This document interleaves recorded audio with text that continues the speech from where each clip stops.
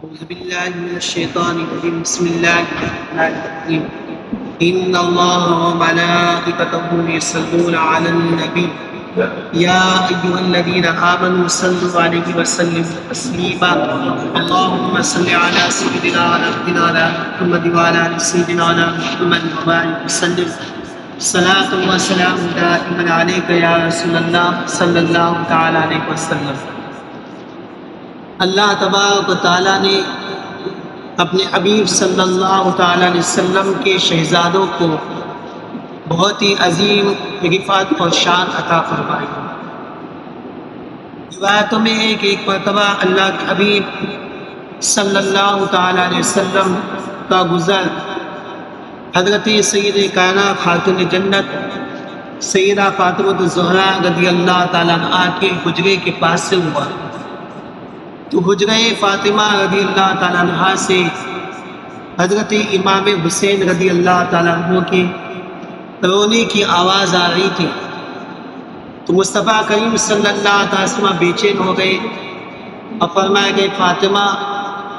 شہزادے کو خاموش کرو، ان کے رونے سے مجھے تکلیف ہوتی۔ تو اللہ کے حبیب صلی اللہ تعالیٰ علیہ وسلم کو اپنے شہزادے سے اس قدر عقیدت ہوئی۔ روایت میں ہے کہ جب حضرت سیدنا امیر معاویہ رضی اللہ تعالیٰ عنہ کا وصال مبارک ہوا، حضرت سیدنا امیر معاویہ رضی اللہ تعالیٰ عنہ صحابی رسول ہے اور صحابی رسول کا ادب و احترام ان پر لازم و ضروری ہے۔ حضرت سیدنا امیر معاویہ رضی اللہ تعالیٰ عنہ کے وصال کے بعد میں یزید تخت خلافت پر بیٹھا اور اس کے بعد میں اس نے لوگوں سے اپنی بیعت لینا شروع کی اور مدینہ منورہ کی طرف خط لکھا۔ مدینہ منورہ کے گورنر اس وقت ولید بن عتبہ، ان کے پاس خط لکھا کہ مدینہ والوں سے میری بیعت لو، اور خاص طور پہ ذکر کیا گیا تھا کہ امام حسین رضی اللہ تعالیٰ عنہ، حضرت عبداللہ ابن عمر رضی اللہ تعالیٰ عنہ، حضرت عبداللہ ابن زبیر رضی اللہ تعالیٰ عنہ، ان حضرات سے بیعت لینے کے لیے کہا۔ حضرت امام حسین رضی اللہ تعالیٰ عنہ کو جب رات کو بلایا گیا تو آپ اپنے چند ساتھیوں کے ساتھ میں تشریف لے گئے، اور آپ نے اپنے ساتھیوں کو کہا کہ باہر کھڑے رہنا، اگر میں آواز دوں تو تم لوگ اندر آ گئے۔ تو وہاں پہ ولید بن عتبہ کے پاس میں مروان بھی بیٹھا ہوا تھا۔ تو جب حضرت امام حسین رضی اللہ پہنچے تو امام حسین رضی اللہ تعالیٰ کو بتایا گیا کہ حضرت امیر معاویہ رضی اللہ تعالیٰ عنہ کا وصال ہو چکا ہے، یزید جو ہے تخت خلافت پہ بیٹھا ہے اور یزید تم لوگوں سے بیعت لینا چاہتا ہے۔ تو امام حسین رضی اللہ تعالیٰ نے فرمایا کہ یہ چیز ایسی نہیں ہے کہ اس کو چھپ چھپا کر کے کیا جائے، ایسا ہے کہ صبح کے وقت میں لوگوں کے درمیان اعلان کیا جائے، لوگوں کو بتایا جائے کہ حضرت امیر معاویہ رضی اللہ تعالیٰ عنہ کا وصال ہو گیا ہے، اور اس کے بعد میں یزید کے بیعت کے تعلق سے کہا جائے، اس کے بعد لوگوں کا کیا رجحان ہوتا ہے اس کے بعد دیکھا جائے۔ تو اس کے بعد میں ولید بن عتبہ اس کے لیے آمادہ ہو گئے، تو مروان نے اس وقت اکسانا چاہا، تو حضرت امام حسین رضی اللہ تعالیٰ عنہ اور مروان کے درمیان میں کچھ ترک کلامی بھی ہوئی، اور حضرت امام حسین رضی اللہ تعالیٰ واپس تشریف لانے کے بعد میں یزید کی طرف سے دباؤ بڑھ رہا تھا کہ بیعت کی جائے۔ امام حسین رضی اللہ تعالیٰ عنہ نے جب دیکھا کہ مدینہ منورہ میں اب ٹھہرنا مناسب نہیں، تو آپ اپنے نانا جان مصطفیٰ جان کی صلی اللہ علیہ وسلم کی بارگاہ میں حاضر ہوئے، جنت البقیع میں اپنی والد محترمہ سید کائنات خاتون جنت رضی اللہ تعالیٰ عنہ کے روضہ مبارکہ پہ حاضر ہوئے، اپنے بھائی حضرت امام حسن مجتبیٰ رضی اللہ تعالیٰ کے روضہ مبارک پہ حاضر ہوئے۔ کہ مصطفیٰ کریم صلی اللہ علیہ وسلم کی بارگاہ میں حاضری بھی ایک خواب دیکھا گیا، خواب میں آقا کریم صلی اللہ علیہ وسلم کی طرف سے کچھ اشارات ملے، اس کے بعد میں امام حسین رضی اللہ تعالیٰ عنہ اپنے گھر والوں کے ساتھ میں مدینہ منورہ سے مکہ مکرمہ کی طرف روانہ ہوئے۔ تو وہاں پہ جب مدینہ منورہ سے مکہ مکرمہ کی طرف روانہ ہوئے، حضرت امام حسین رضی اللہ تعالیٰ عنہ تو شوال کی 4 تاریخ تھی اور سن 60 ہجری کا وقت تھا۔ حضرت سیدنا امام حسین رضی اللہ تعالیٰ عنہ جمعرات کا دن تھا، اور آپ شب میں اپنے گھر والوں کے ساتھ میں مکہ المکرمہ کے لیے روانہ ہوئے۔ راستے میں عبداللہ بن مکی سے ملاقات ہوئی، عبداللہ بن موتی نے پوچھا کہ کہاں کا ارادہ ہے مکہ المکرمہ کا؟ تو عبداللہ بن موتی نے کہا کہ بزرگ والا سے گزارش ہے کہ ہرگز کوفہ نہ جائے گا، اس لیے کہ کوفہ والوں نے آپ کے والد گرامی کے ساتھ بھی اچھا سلوک نہیں کیا، آپ کے بیگاد گرامی کے ساتھ بھی اچھا سلوک نہیں کیا، اس لیے آپ کوفہ نہ جائے بلکہ مکہ المکرمہ بھی گئے۔ اہل حجاز آپ سے محبت رکھتے، عقیدت رکھتے، لوگ آ کر آپ کے پاس میں جمع ہو جائیں۔ امام حسین رضی اللہ تعالیٰ نے مکہ المکرمہ پہنچے، مکہ المکرمہ میں لوگ جو درجو آپ کی خدمت میں آنے لگے۔ حضرت امیر معاویہ رضی اللہ تعالیٰ عنہ کے دور خلافت میں ہی کوفہ والوں نے امام حسین رضی اللہ تعالیٰ عنہ سے فتوی کی دعوت شروع کی تھی، اور امام حسین رضی اللہ تعالیٰ عنہ نے لیکن انکار کروا دیا، اور اس کے بعد میں ایسا ہوا کہ امام حسین رضی اللہ تعالیٰ عنہ نے انکار کروا دیا تھا۔ جب حضرت امیر معاویہ رضی اللہ تعالیٰ عنہ کا وصال ہوا اور وہاں کے لوگوں کو یہ پتہ چلا کہ امام حسین رضی اللہ تعالیٰ عنہ نے یزید کی خلافت سے، یزید کو خلیفہ ماننے سے انکار کر دیا، اس کے ہاتھ پہ بیعت کرنے سے انکار کر دیا، تو کوفہ والوں نے حضرت امام حسین رضی اللہ تعالیٰ عنہ کی خدمت میں یقین بات دی گئے 150 سے زیادہ خطبہ، اور اس میں امام حسین رضی اللہ تعالیٰ عنہ کے بارگاہ میں یہ باتیں پیش کی کہ ہم آپ کے ساتھ وفادار رہیں گے، آپ کا ساتھ دیں گے، سر کٹا دیں گے، جان نچھاور کر دیں گے، ساری چیزیں انہوں نے لکھی تھی۔ اب معاملہ یہ تھا کہ بزرگان دین فرماتے ہیں کہ جب کوفہ والوں کی طرف سے اتنے خطوط آئے تو شریعت بھی امام حسین رضی اللہ تعالیٰ عنہ کے لیے یہی کہتی ہے کہ ان کا جانا ضروری، کہ اگر وہ نہیں جاتے تو کل قیامت کے دن کوفہ والے خدا کی بارگاہ میں کہہ سکتے تھے کہ اب تبارک و تعالیٰ ہم نے ان کو دعوت دیے نہیں آئے، اس وجہ سے ہم کو مجبوراً یزید کے ہاتھ کو بیعت کرنا تھا۔ امام حسین رضی اللہ تعالیٰ عنہ نے ارادہ بنا لے جانے کا، لیکن دوسری طرف صحابہ کرام رضوان اللہ تعالیٰ مجمعین کی ایک بڑی جماعت تھی جنہوں نے آ کر کے امام حسین رضی اللہ تعالیٰ عنہ کو روکنا چاہا کہ آپ نہ جائیں۔ تو جب دونوں طرف سے بات آئی کہ کوفہ والے کی خطوط بھی آ رہے ہیں، صحابہ کرام رضوان اللہ تعالیٰ مجمعین ایک طرف منع بھی کر رہے ہیں، تو حضرت سیدنا امام حسین رضی اللہ تعالیٰ عنہ نے ایک خط کوفہ والوں کی طرف روانہ کیا، اور اس میں لکھا کہ تمہارے خطوط ملے اور تمہارے خطوط میں جو چیزیں بیان کی گئی وہ بھی پڑھنے کو ملی، اور فرمایا کہ میں سب سے پہلے اپنے بھائی امام مسلم رضی اللہ تعالیٰ عنہ کو میں بھیج رہا ہوں، اور بھیجنے کے بعد وہ آئیں گے، ان کے ساتھ تمہارا کیا سلوک رویہ رہتا ہے اور وہ وہاں سے کیا خبر مجھے بھیجتے، اس کے بعد میں کوئی ارادہ کروں۔ حضرت امام مسلم رضی اللہ تعالیٰ اپنے دو شہزادے حضرت محمد اور حضرت ابراہیم، امام محمد کی عمر اس وقت میں 8 سال کی تھی، حضرت ابراہیم کی عمر 6 سال کی تھی، ان دونوں شہزادوں کو لے کر آپ کوفہ میں آپ کا قیام رہا، مختار بن عبید کے گھر میں آپ کا قیام رہا۔ لوگوں کو جب پتہ چلا کہ لوگ جو درجوں امام مسلم رضی اللہ تعالیٰ جو ہاتھوں پر امام حسین رضی اللہ تعالیٰ بیعت کرنے لگے، یہاں تک کہ 40,000 لوگوں نے بیعت۔ جب امام مسلم رضی اللہ تعالیٰ نے یہ ماحول دیکھا، یہ جانی ساری دیکھی، تو امام مسلم رضی اللہ تعالیٰ نے امام حسین رضی اللہ تعالیٰ نے خط لکھا کہ یہاں کا ماحول آپ کے سازگار ہے، لوگ عقیدت مند ہیں، آپ تشریف لے آئے۔ اس کے بعد یہ ہوا کہ جب یہاں پر معاملہ ایسا چلا تو وہاں پہ یزید کی خبر پہنچا دی گئی کہ امام مسلم رضی اللہ تعالیٰ تشریف لائے، لوگوں نے ان کے ہاتھ پر 40,000 لوگ بیعت ہو چکے، جلدی سے کچھ کیجیے۔ تو یزید نے عبید اللہ بن زیاد کو، جو بصرہ کا حاکم، اس کو حکم دیا کہ فوراً تم کوفہ پہنچ کر کے وہاں کی کمان اپنے ہاتھوں میں۔ عبید اللہ بن زیاد جو تھا بہت دھوکے باز و مکار انسان تھا، وہ اپنی فوج لے کر کے بصرہ سے روانہ ہوا کوفہ کے پاس، لیکن قادسیہ پہنچنے کے بعد اس نے اپنی فوج کو وہاں پہ ٹھہرا دیا، اور اب اگر اس راستے سے جاتا تو لوگ پہچان لیتے کہ یہ تو امام حسین رضی اللہ تعالیٰ عنہ نہیں ہے، تو اس نے ایسا کیا کہ قادسیہ میں اپنی فوج کو ٹھہرا کر کے راستہ بدل دیا، اور حجازی لباس یعنی حرم شمالی جو لباس پہنتے وہ لباس پہن لیا، اپنے ساتھ میں 20 لوگوں کو لیا، اور ایک اونٹ پہ سوار ہو کر سامنے نقاب ڈال کر کے مکہ المکرمہ سے جو راستہ آتا تھا کوفہ کی طرف اس راستے سے آیا۔ اب آنے کے بعد لوگوں کو پتہ چلا تو لوگ انتظار میں تھے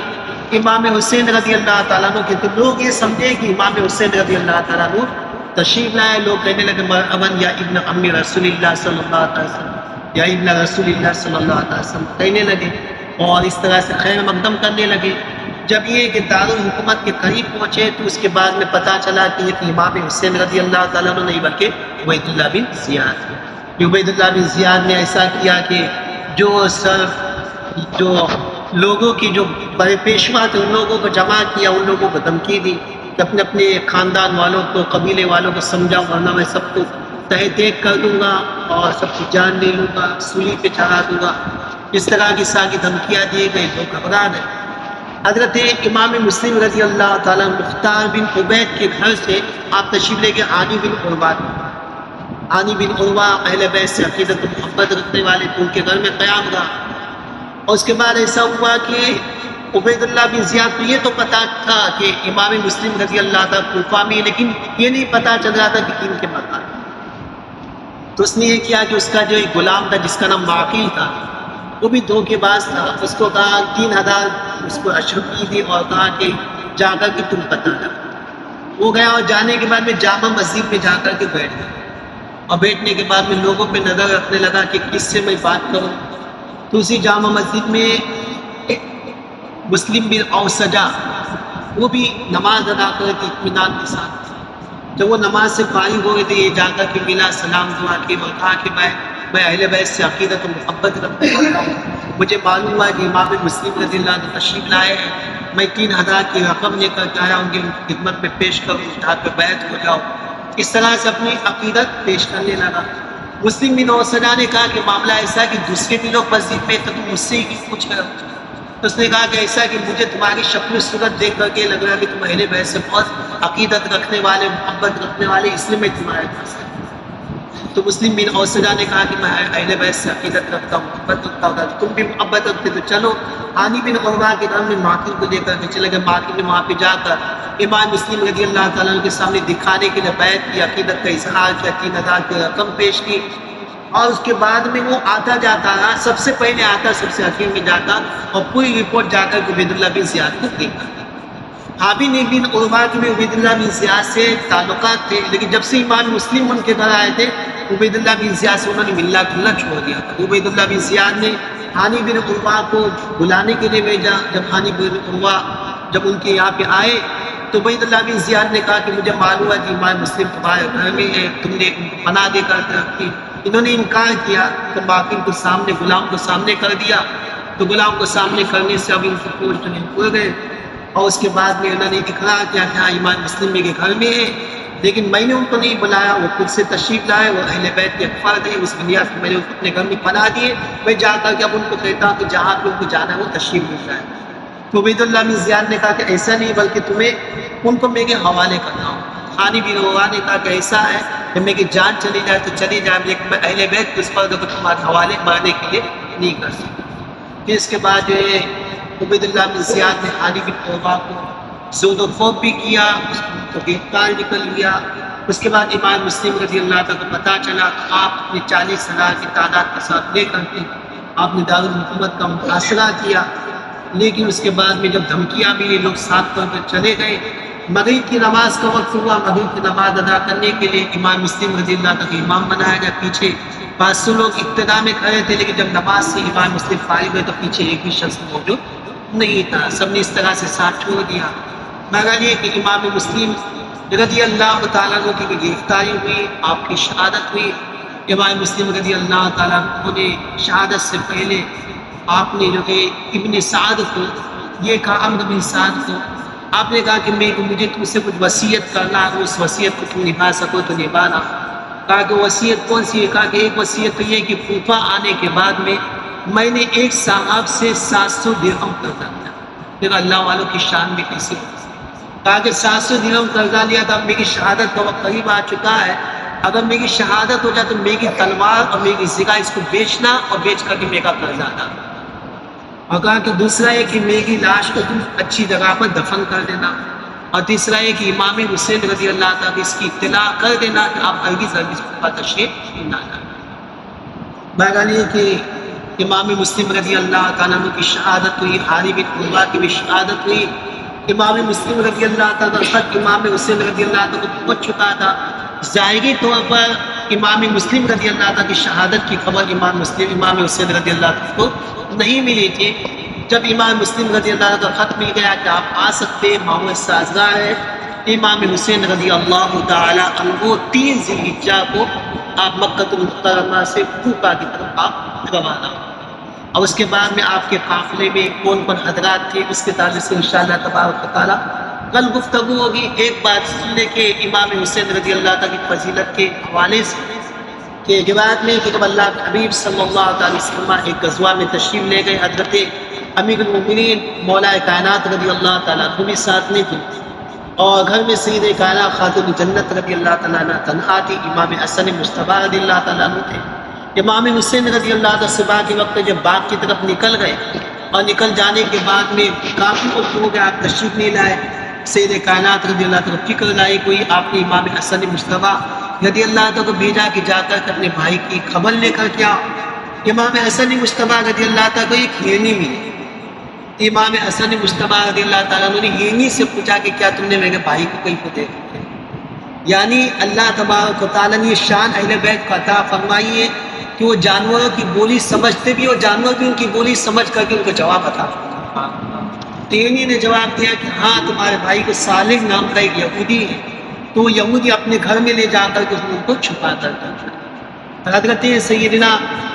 امام حسن مجتبیٰ رضی اللہ تعالیٰ عنہ کو جب اس کی خبر ملی تو آپ صالح کے گھر گئے، اور جانے کے بعد آپ نے کہا کہ میرے بھائی کو تم نے چھپا کر کے رکھا ہے، میرا بھائی مجھے دے دو، اگر تم میرے بھائی کو نہیں دو گے تو میری والدہ تمہارے حق میں دعا کر دے گی، تو کسی بھی یہودی کا نام و نشان باقی نہیں رہے گا۔ تو اس نے کہا کہ ایسا کہ تمہاری والدہ کا نام کیا؟ انہوں نے بتایا سیدہ کائنات خاتون جنت سیدہ فاطمہ الزہرا رضی اللہ تعالیٰ عنہ۔ پوچھا گیا کہ بھائی تمہارے والد کا نام کیا ہے؟ بتایا کہ مولا کائنات شیخ خدا رضی اللہ تعالیٰ۔ پوچھا گیا کہ نانا جان کون ہے؟ بتایا مصطفیٰ جان حکمت صلی اللہ علیہ وسلم۔ تو اس نے کہا کہ ایسا ہے کہ میں بھائی کو تو بعد میں دوں گا، پہلے ایک کام کرو تم اپنا ہاتھ آگے لاؤ تاکہ میں تمہارے ہاتھ پر دامن اسلام امام حسن مجتبیٰ رضی اللہ تعالیٰ آپ ایمان لایا، امام حسین رضی اللہ تعالیٰ عنہ کو حوالے کیا، امام حسین رضی اللہ تعالیٰ کو لے کر کے آئے۔ دوسرے دن وہی جو ہے حضرت سید کائنات خاتون جنت رضی اللہ تعالیٰ عنہ آ کے در اقدس پر 700 لوگوں کو ایمان لانے کے ساتھ میں لے کر اور تحفے تعائب بھی لے کر کیا اور کہا کہ ایسا ہے کہ میں نے جو امام حسین رضی اللہ تعالیٰ کو چھپا کر کے رکھا تھا تو اس کی وجہ سے آپ کو ایذا ہوئی، تکلیف ہوئی، تو اس ایذا اور تکلیف کے لیے میں معافی طلب کرنے کے لیے آیا ہوں۔ تو سید کائنات رضی اللہ تعالیٰ نے فرمایا کہ میرا جو حق ہے میں نے معاف کیا، لیکن یہ شہزادے مولا کائنات رضی اللہ تعالیٰ عنہ کی ان کو بھی ایذا پہنچی ہے، اس سے بھی معافی طلب کرنی ہوگی۔ مولا کائنات رضی اللہ تعالیٰ سے معافی طلب کیا، آپ نے کہا کہ میں نے اپنا حق معاف کیا، لیکن یہ شہزادے مصطفیٰ کریم صلی اللہ علیہ وسلم ان سے معافی مانگنی ہو۔ جا کے مصطفیٰ کریم صلی اللہ علیہ وسلم معافی طلب کی، اللہ کے رسول اللہ نے فرمایا کہ میں نے اپنا حق معاف کیا، لیکن یہ چہیتے ہیں اللہ تبارک و تعالیٰ کی، کہا کہ اللہ تعالیٰ کی بارگاہ میں معافی طلب کر۔ مدینہ منورہ سے بعد صحرا پہ چلا گیا، 17 دن تک وہ اللہ تعالیٰ کی بارگاہ میں معافی طلب کرتا رہا۔ 18ویں دن جبریل علیہ السلام مصطفیٰ کریم صلی اللہ علیہ وسلم کی خدمت میں تشریف لائے اور عرض کی کہ یا رسول اللہ صلی اللہ تعالیٰ علیہ وسلم آپ اس کو بلا لیجئے اور کہے کہ اللہ تعالیٰ ان کی توبہ کو سیدنا امام حسین رضی اللہ تعالیٰ کی شان ہے۔ اللہ تبارک و تعالیٰ سے دعا ہے کہ اللہ تبارک و تعالیٰ ان نفوس قدسیہ کی پاکیزہ تعلیمات پہ ہمیں عمل کرنے کی